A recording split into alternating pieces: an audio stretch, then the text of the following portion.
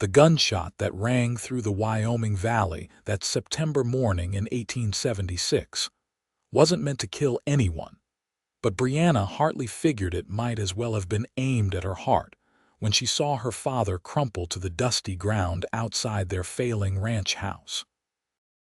She dropped the laundry basket and ran, her worn boots kicking up clouds of dirt as she rushed to where he lay clutching his chest, his face gone gray as winter clouds.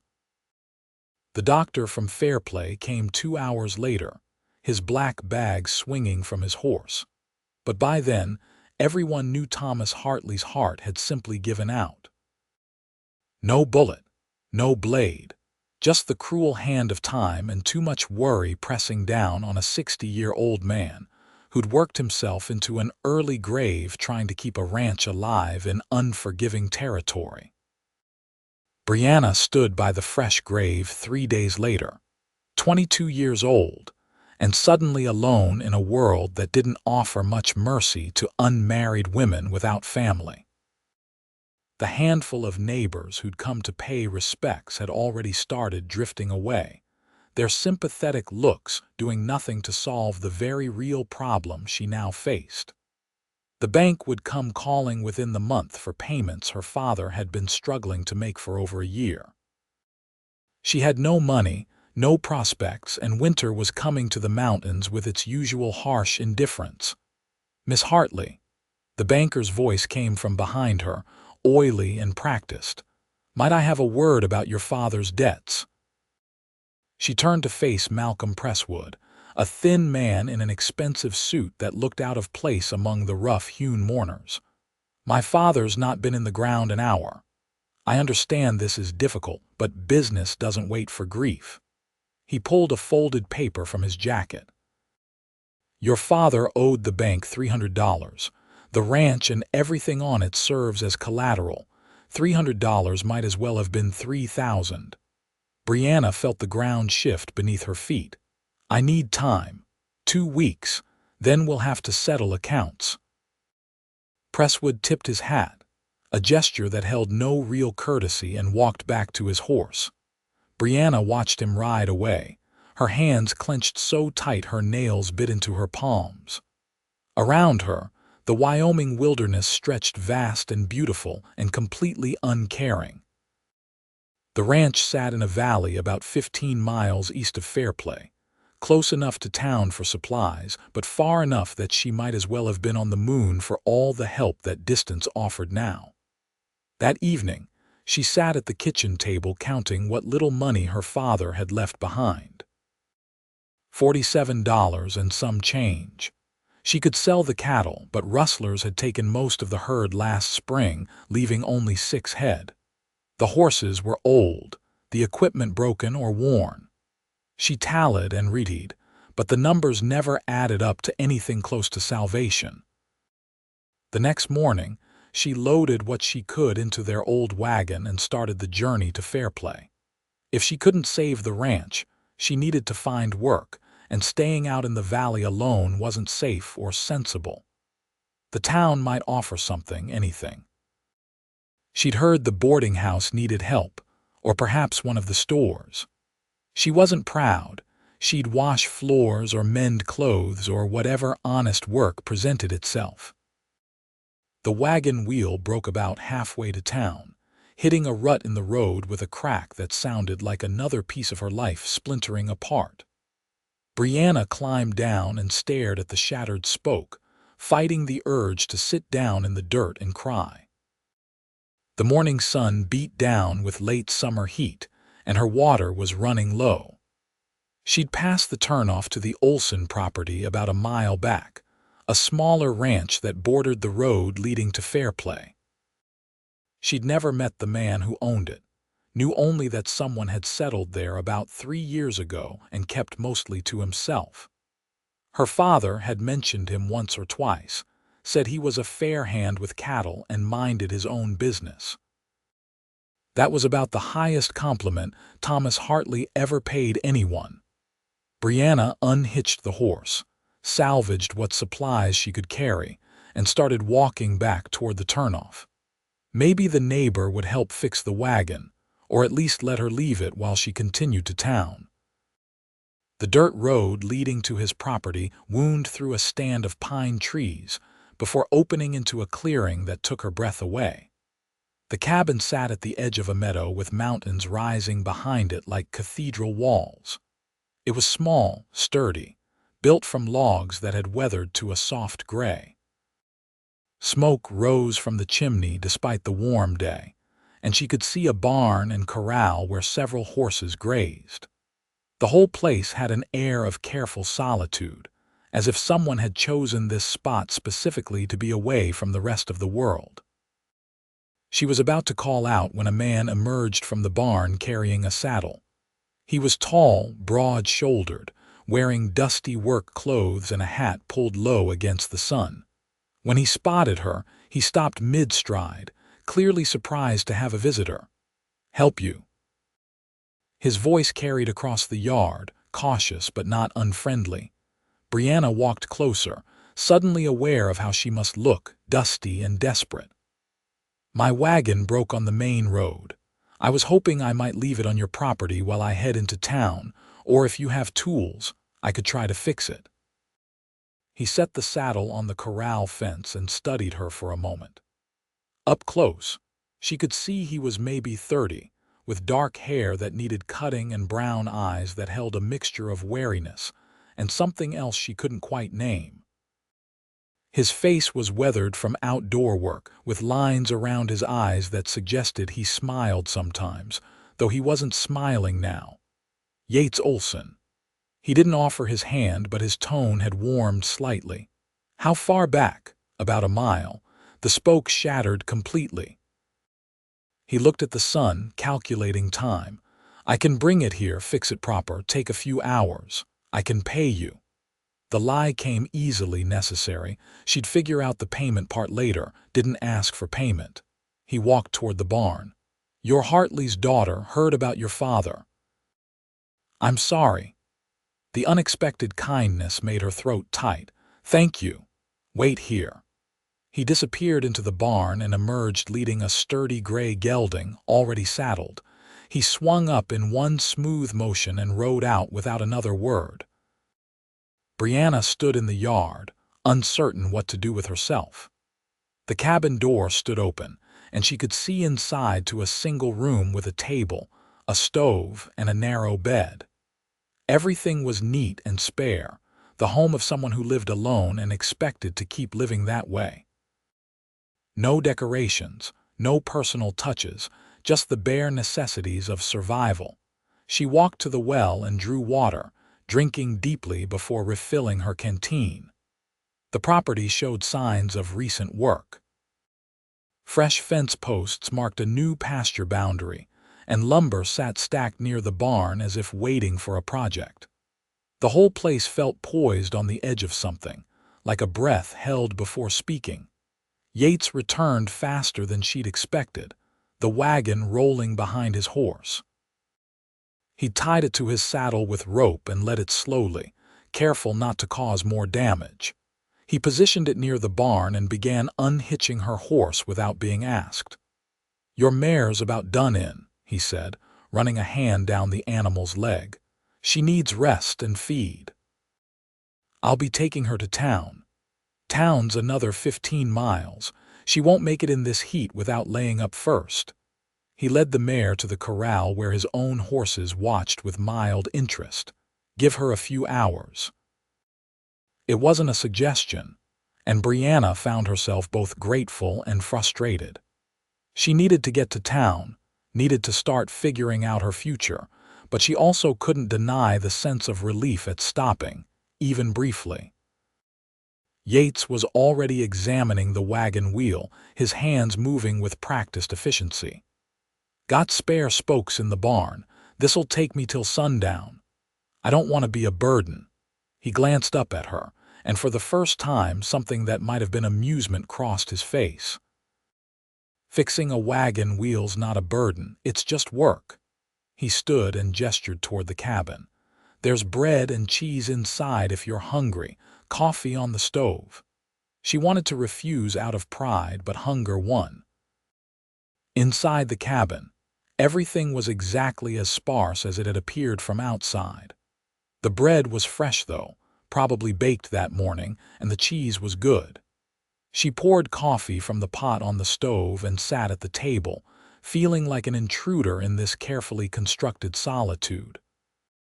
Through the window, she watched Yates work. He moved with the kind of competence that came from years of doing things yourself.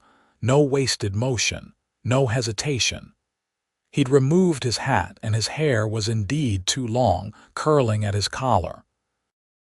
There was something almost monastic about him, a man who'd deliberately chosen isolation. When the coffee was gone, she went back outside. "Can I help? Hand me that hammer."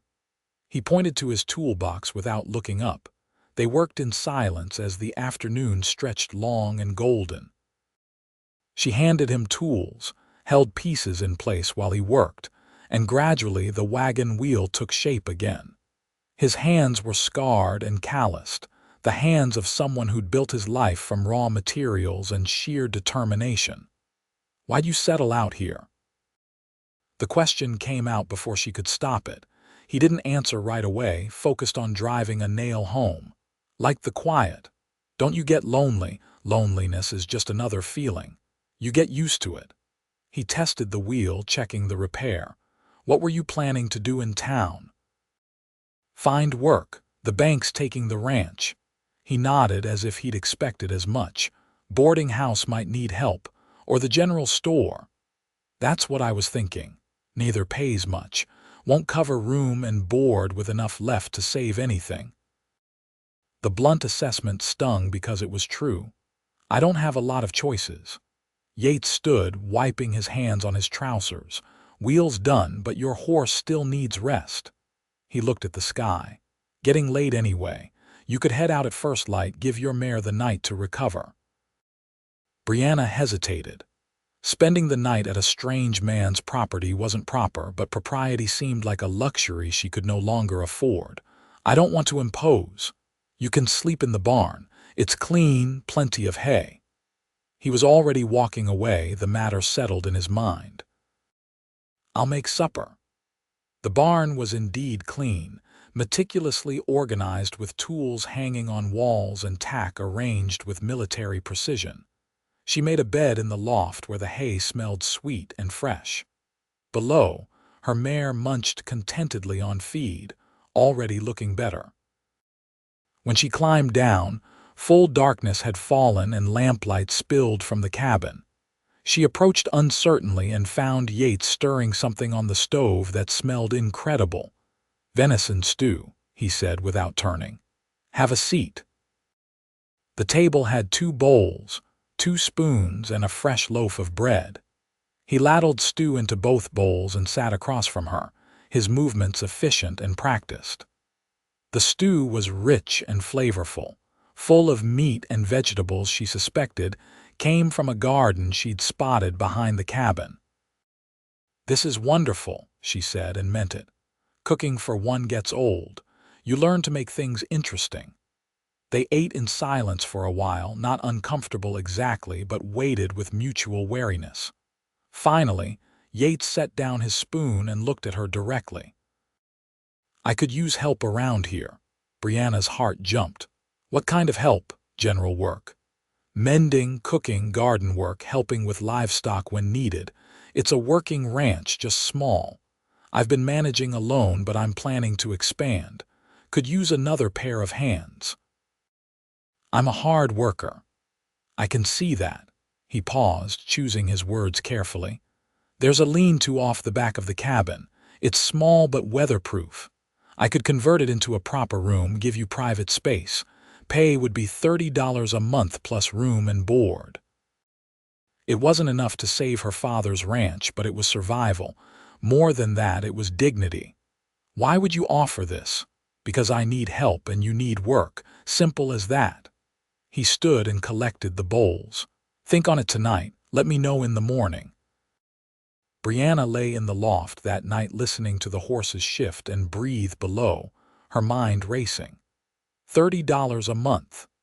In a year, she might save enough to start over somewhere, maybe buy a small piece of land or start a business in town. It wasn't the life she'd imagined, but it was a life. More than the practical considerations, something about Yates Olsen intrigued her. He was clearly educated despite his rough appearance, his speech careful and correct. He'd chosen this isolated existence deliberately, built this cabin for one, created a life that needed no one else. Yet he'd offered her work without hesitation, fixed her wagon without asking for payment, and fed her better than she'd eaten in months. In the morning, she found him already working, repairing fence posts in the early light. She walked out to where he stood and said simply, "I'll take the job." He nodded once. "Good. We'll go to town today, get your things from the ranch before the bank takes it, anything worth keeping." The trip to her father's ranch was bittersweet. Yates helped her load the wagon with her clothes, her mother's dishes, a few books, and the quilts that held memories in every stitch. He didn't comment on the disrepair evident everywhere, didn't judge the failing enterprise her father had struggled to maintain. He just worked, loading and securing, treating her possessions with respect. On the way back, they stopped in Fairplay where she informed the banker she'd taken employment and wouldn't be contesting the ranch foreclosure. Presswood looked surprised but pleased, clearly happy to avoid complications. She signed the papers that severed her last tie to her father's dream and walked out of the bank feeling both liberated and lost. "That took courage," Yates said as they rode out of town. "Didn't have much choice." "There's always choices. You made the smart one." Back at his ranch, Brianna settled into a routine that felt strange at first, but gradually became comfortable. Yates was true to his word about the lean-to, spending his evenings converting it into a proper room with a door that latched from the inside, a window that opened to catch the breeze, and enough space for a bed and dresser. He even built shelves for her books. "You read a lot?" he asked one evening, noticing her collection. "My mother taught me. She believed education was the only thing no one could take from you. Smart woman." He measured a board for cutting. "You can use any of my books too. They're not doing anyone good just sitting there." His collection surprised her. Philosophy, history, technical manuals, even poetry. She pulled down a volume of Whitman and found notes in the margins, evidence of careful reading and deep thought. The work was hard but satisfying. She tended the garden, harvested vegetables, and learned to preserve them for winter. She cooked meals that became increasingly elaborate as she discovered Yates had a good palate and appreciated effort. She mended his clothes, patched tears and replaced buttons, and noticed he started taking more care with his appearance. He taught her about the livestock, how to spot illness in cattle, how to read the weather in animal behavior, how to repair tack and maintain equipment. She learned to ride better, to rope, to handle the physical demands of ranch work that went beyond what her father had ever taught her. They talked during these lessons, brief exchanges that gradually revealed more. Yates had come from back east, had studied engineering before growing disillusioned with city life and heading west. He'd worked various jobs before buying this land and building the cabin with his own hands. "Why alone, though?" she asked one day while they were riding fence line. "You could have found a wife, built a family." He was quiet for so long she thought he wouldn't answer. "I was engaged once, back in Philadelphia. She died of influenza 3 weeks before the wedding. I came west to forget, and I guess I just kept forgetting. I'm sorry. It was a long time ago." But the way he said, it suggested the wound wasn't as healed as he pretended. October arrived with cold mornings and the aspens turning gold on the mountainsides. Yates began talking about expansion, about adding more cattle next spring, about building a bigger barn. Then one evening at supper he said something that changed everything. I'm going to add rooms to the cabin." Brianna looked up from her stew. "Rooms? Been thinking about it. One room for living, one for sleeping, a proper kitchen, maybe more eventually." He wasn't looking at her, focused intently on his food. "Place could be bigger. That's a lot of work. Good thing I have help now." She understood what he wasn't saying, heard the future taking shape in his words. He was building rooms, plural, expanding beyond the solitary existence he'd maintained for 3 years. The realization made her pulse quicken. The work began the following week. Yates had clearly been planning this for a while because he had materials ready, had already sketched rough plans. They worked together to frame out new walls, to expand the cabin's footprint. He was a patient teacher, showing her how to measure properly, how to drive nails straight, how to think 3 steps ahead in construction. As they worked side by side, something shifted between them. The careful distance they'd maintained began to feel less like propriety and more like denial. She caught him watching her sometimes when he thought she wasn't looking, found herself noticing the way his shoulders moved when he lifted lumber, the concentration on his face when he was solving a problem. One afternoon in early November, they were raising a wall frame when the wind kicked up unexpectedly. The frame swayed, threatening to topple. Yates lunged to steady it, and Brianna did the same. They ended up pressed together, both gripping the frame, their faces inches apart. The moment stretched between them, charged with possibility. "I've got it," he said quietly. "You can let go." But neither of them moved for several heartbeats. Then Brianna stepped back, her face flushed, and helped him secure the frame properly. That evening, the first snow began falling. They stood in the yard watching fat flakes drift down in the lamplight spilling from the cabin. The mountains had disappeared into white darkness, and the world felt reduced to just this small circle of light, this moment, the two of them. "Winter's here," Yates said. "We'll have to pause construction until spring." "That's all right, we've made good progress." He turned to look at her, snowflakes catching in her dark hair. "Brianna, I need to tell you something." Her heart hammered. "What?" "When I offered you this job, it was just that. A job, helping hands I needed. But somewhere along the way it became more than that. You became more than that." He took a breath. "I'm not good with words that matter, but I'm trying to say that I've come to care for you, more than I should, probably, given our arrangement." She'd known this was coming, had felt it building like the pressure before a storm, but hearing him say it still made her dizzy with relief and terror. "You're not alone in that feeling. I don't want you to feel obligated because you work for me, because you needed help when things were desperate. That's not what this is about." "I know." She moved closer to him, close enough to see the snowflakes melting in his hair. "I feel the same way. I have for weeks now, maybe longer." He raised his hand slowly, carefully, and touched her face with a gentleness that belied his rough exterior. "I don't want to rush you, don't want to assume anything. You're not." She leaned into his touch. "You're being honest, and so am I. This is real." When he kissed her, it was careful and questioning, as if he was afraid she might vanish like the woman he'd lost years before. But Brianna kissed him back with certainty, with the accumulated feeling of months of watching him, working beside him, learning to see the depth of character beneath his careful isolation. The snow fell heavier as they stood there, the future rearranging itself into something neither had planned but both wanted.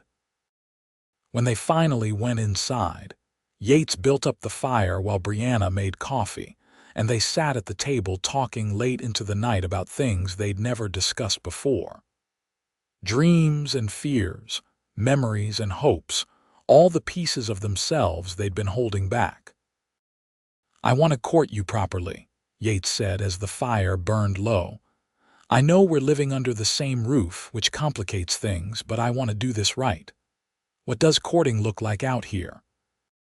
He smiled, and she realized it was the first real smile she'd seen from him, transforming his whole face. "I guess we'll figure it out together." The winter that followed was the happiest time Brianna could remember.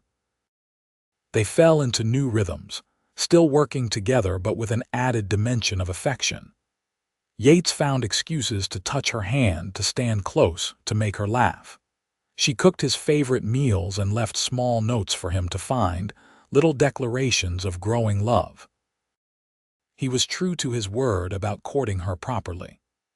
On Sunday afternoons, when the weather allowed, he'd hitch the wagon and take her to Fairplay for socials at the church or meals at the boarding house restaurant.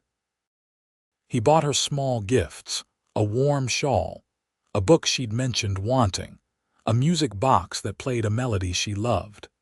He treated her with respect and care, never assuming rights he hadn't been given, always asking before taking her hand or stealing a kiss. "This is the slowest courtship in Wyoming history," she teased one evening in December as they sat by the fire, carefully positioned on opposite ends of the small couch he'd built. "Good things are worth waiting for. I'm not made of glass. I won't break." He looked at her seriously then. "I know that, but I will never give you cause to doubt my intentions or my respect. We have time." Christmas came, and they decorated the cabin with pine boughs and candles. Yates surprised her with a beautifully carved jewelry box he'd made during long evenings in the barn. She gave him a new winter coat she'd sewn from wool she'd bought with her saved wages. "This is too much," he protested, but she could see he was pleased. "You needed a new coat, and I wanted to make you something." He pulled her close, and they swayed together by the fire, no music except the crackling logs and the wind outside. She rested her head against his chest and felt his heart beat steady and strong. "I love you," she said, the words easy and true. His arms tightened around her. "I love you too. Have for longer than I wanted to admit." January brought bitter cold and snowdrifts that reached the windows. They were snowed in for nearly 2 weeks, existing in their own private world.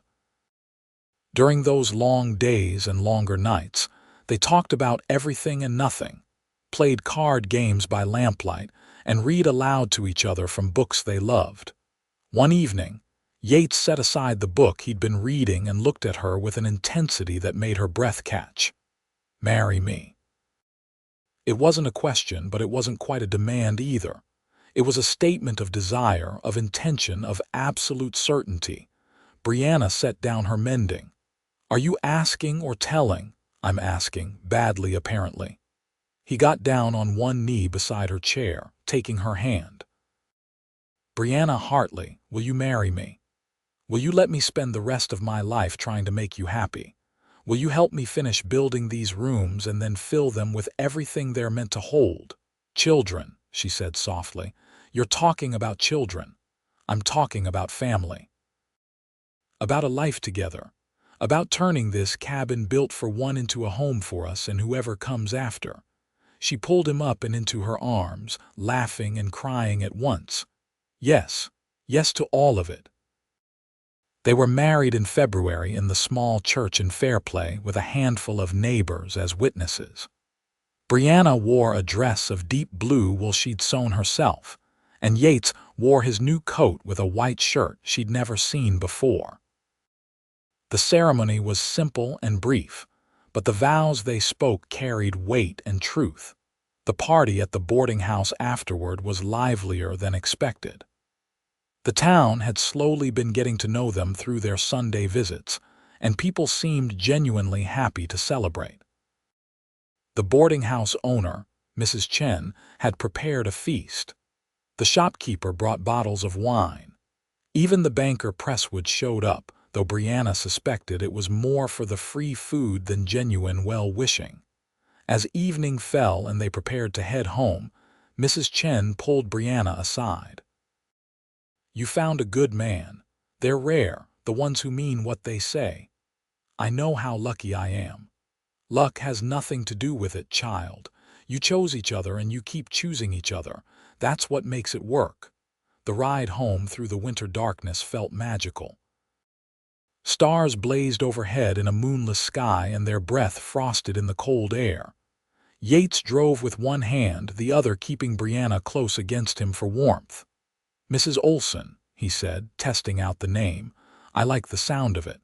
"So do I." He kissed the top of her head. "Thank you for saying yes. Thank you for asking." When they reached the cabin, Yates insisted on carrying her over the threshold despite her protests. He'd spent the previous week adding finishing touches to their bedroom, installing a proper door and window coverings, building furniture meant to last generations. He set her down carefully and lit the lamps, illuminating their private space. "Welcome home," he said. She pulled him close and kissed him deeply. "I'm already home. I have been since the day my wagon broke down." Their wedding night was tender and passionate, a claiming and a giving all at once. They explored each other with care and growing confidence, learning what brought pleasure, what made the other sigh or laugh or pull closer. Afterward, wrapped in quilts and each other, they talked until dawn about their plans, their hopes, the future that suddenly seemed bright with possibility. Spring arrived like a promise kept. The snow melted, revealing brown earth that would soon green up. Yates and Brianna resumed work on the cabin expansion with renewed energy. The rooms took shape quickly now that they worked with perfect coordination, anticipating each other's needs, moving together like a well-rehearsed dance. By April, they had a separate bedroom, a proper kitchen with a new stove Yates had ordered from Cheyenne, and a living area with the couch and chairs he'd built over the winter. The cabin that had been meant for one man's solitude had become a home meant for a family. "One more room," Yates said one evening as they surveyed their work. "Maybe two eventually."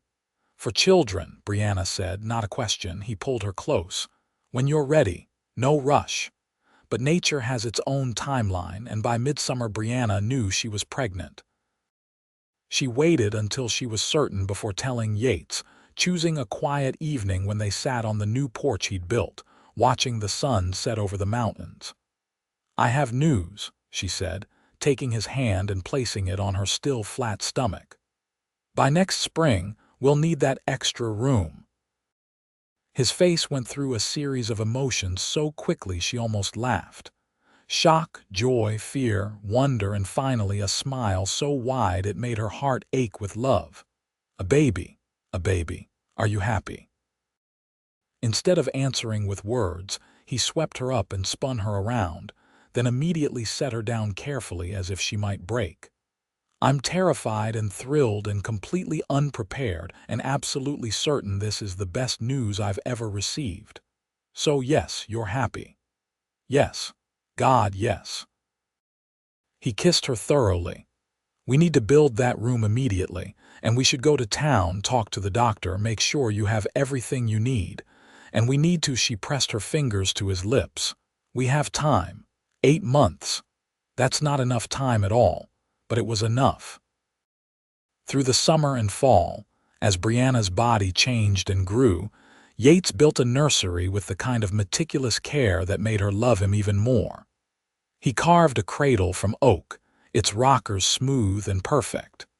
He installed shelves and made a changing table. He painted the walls a soft yellow that caught the morning light.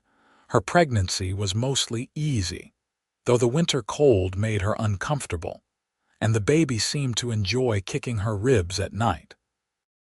Yates was attentive to the point of being comical, worrying over every twinge, every change, fussing until she had to physically push him away and tell him to go do ranch work before she lost her mind. "I'm pregnant, not dying," she said when he tried to stop her from kneading bread. "You should be resting." "I've been resting all morning. I need to do something useful or I'll go insane." He backed off but watched her like a hawk, ready to swoop in at the first sign of distress. It was endearing and annoying in equal measure. In March, 2 weeks before she expected, the pains began. Yates rode to Fairplay through a late snowstorm to fetch the midwife, Mrs. Patterson, an experienced woman who delivered half the babies in the territory. She arrived calm and competent, taking one look at Brianna and declaring it would be hours yet. "First babies take their time," she said, setting up her supplies. "Might as well get comfortable." Yates paced the living room like a caged animal while Brianna labored in their bedroom. Every cry that escaped her lips made him flinch. Mrs. Patterson finally threw him out of the house entirely. "You're making her nervous with your worrying. Go check the livestock or something useful." He stood in the yard in the falling snow, feeling helpless and terrified. This was beyond his ability to fix or build or solve. He could only wait and pray and trust that Brianna was strong enough for this. As night fell, a thin cry pierced the air. Yates bolted for the cabin and burst through the door to find Mrs. Patterson holding a small bundle. "You have a son," she announced. "Healthy lungs, good color. Mother's tired but fine." Yates barely heard her, already moving to the bedroom where Brianna lay propped against pillows, sweaty and exhausted and more beautiful than he'd ever seen her.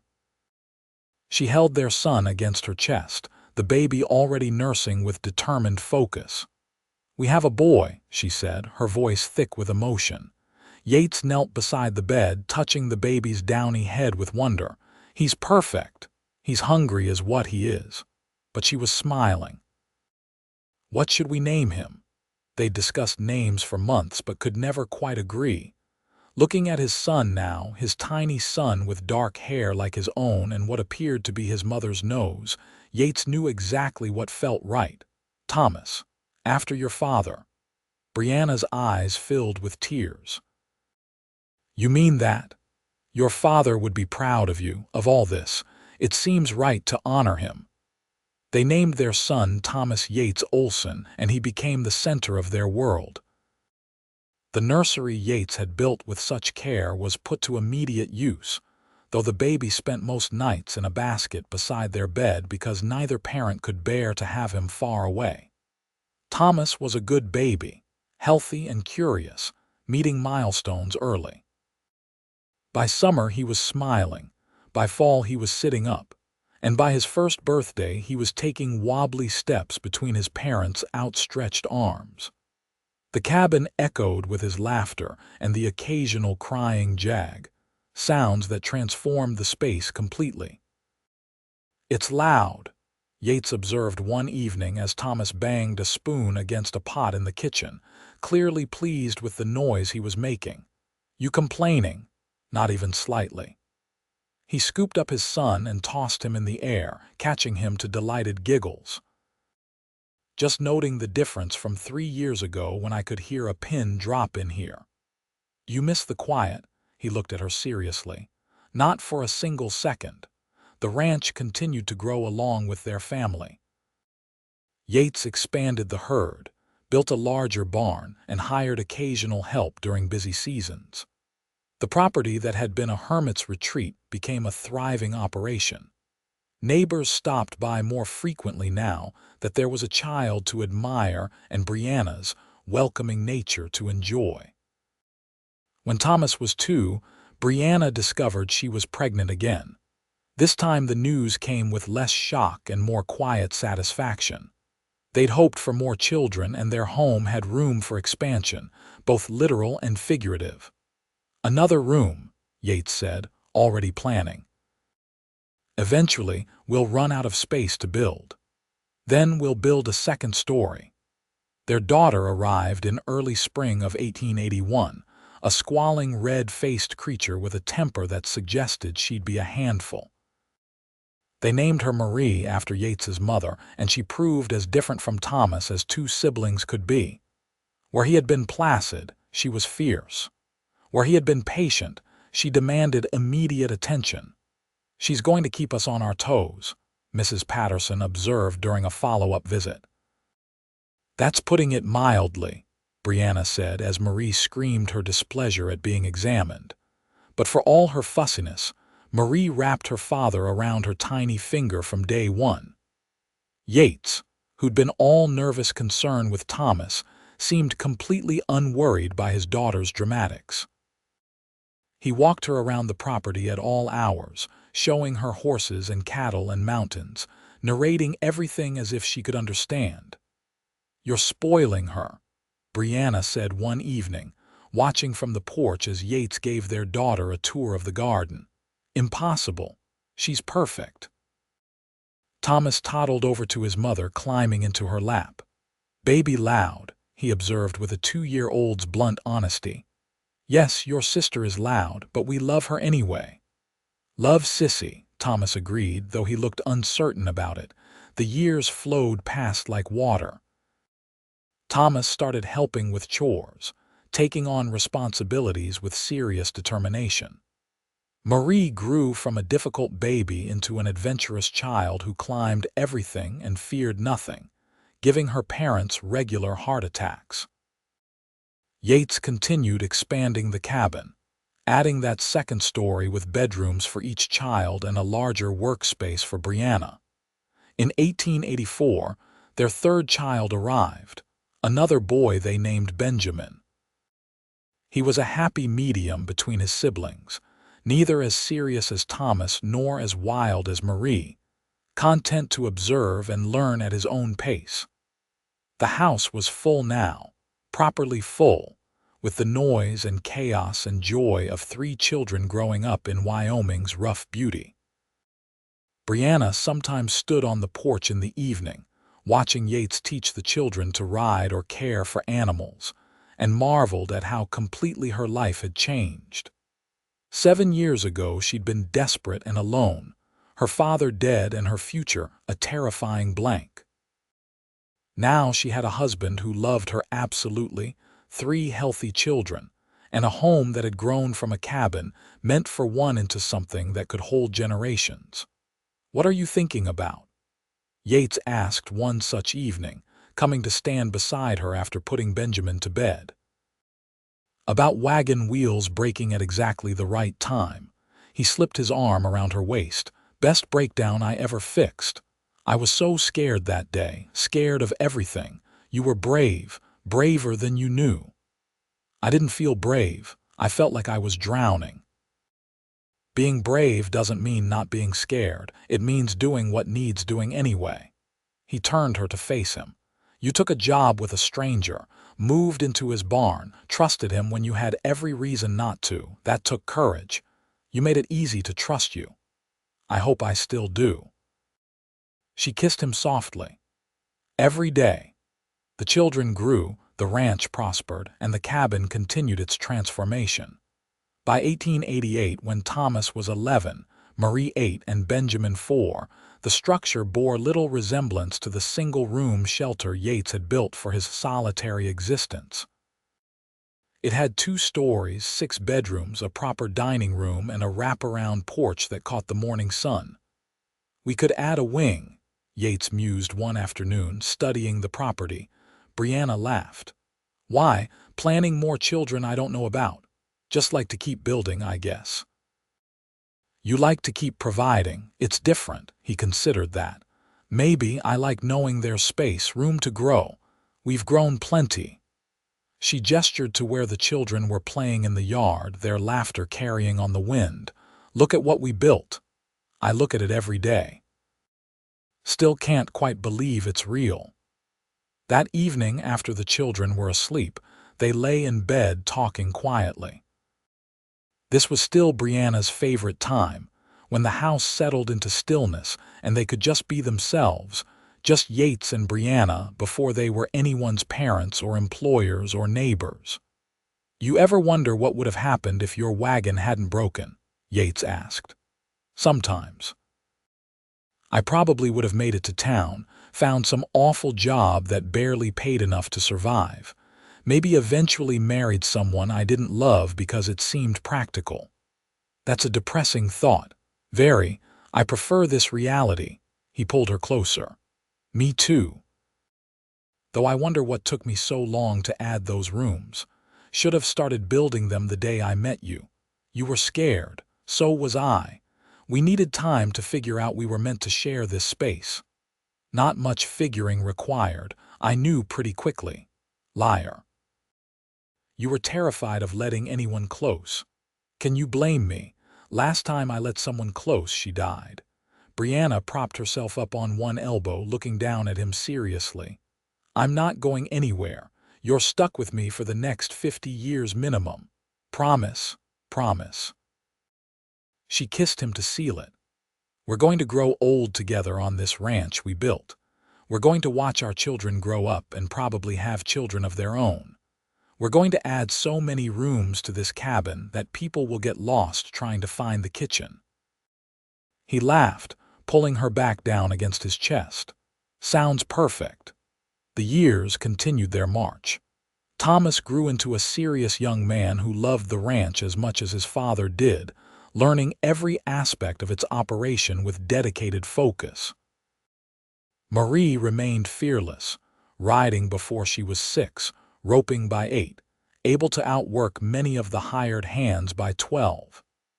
Benjamin found his passion in the business side, keeping meticulous records and suggesting improvements with a sharp mind for efficiency. We raised good kids, Brianna observed one Sunday as they watched their children at church, all 3 scrubbed clean and properly dressed for a change.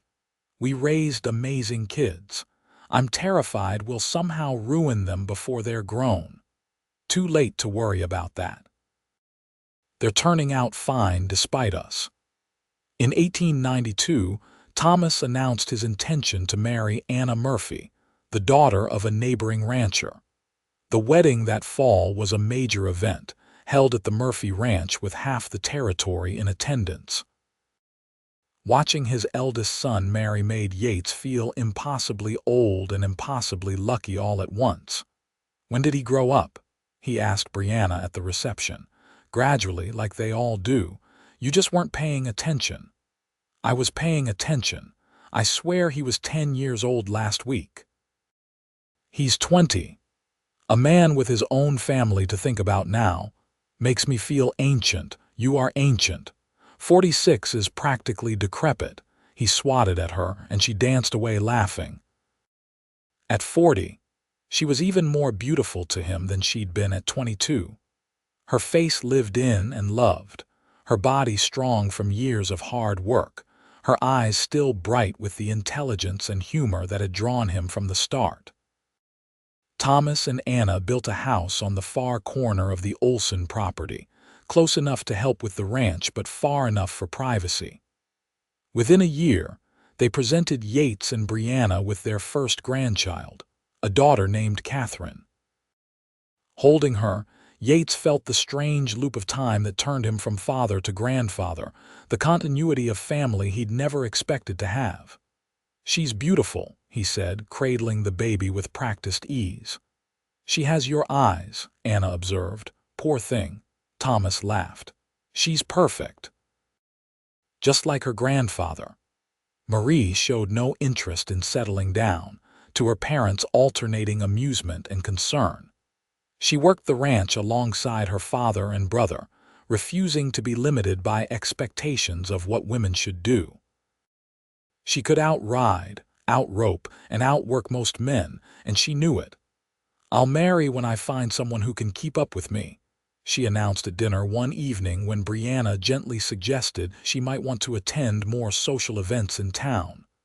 That's a high bar, Benjamin observed. Exactly.